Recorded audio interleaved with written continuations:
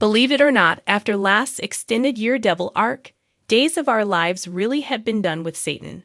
With Tripp's sacrifice and Bo's spiritual intervention, he'd been banished from Salem, never to be seen again, bearing revisiting it a third time in another 25 years or so. But you know what they say about the best laid plans.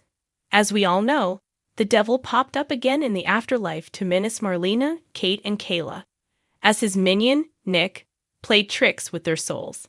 The ladies were dead for weeks in the real world and weeks on days of our lives, as well as they detoured through heaven, purgatory, and finally hell.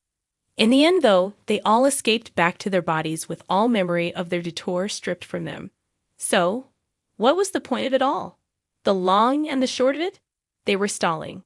Bo and Hope's big return was, as mentioned previously, originally envisioned as Beyond Salem.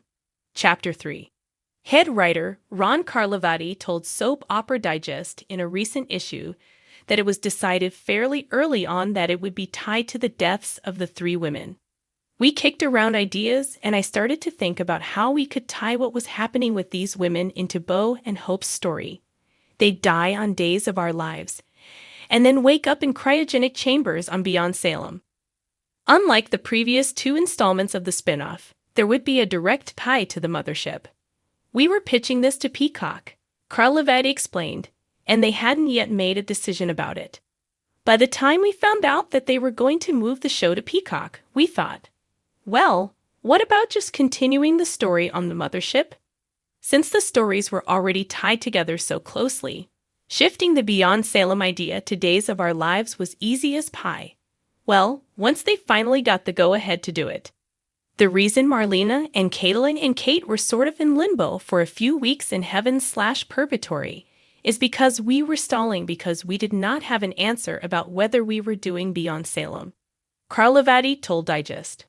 With that said, I thought that was super fun, but it was kind of a pit stop on the way to them being in this mysterious lab, in these cryogenic tubes. And there you go. Nothing like a little detour in the afterlife. Once we got that, of course, we knew Deidre Hall, Mary Beth Evans, and Lauren Koslow weren't actually leaving. At least, we were pretty sure. It was just a question of how they returned to the land of the living. Enter Megan and Bo. And here we are today. Though this time, we aren't so sure about whether Kate's going to make it out of this one alive.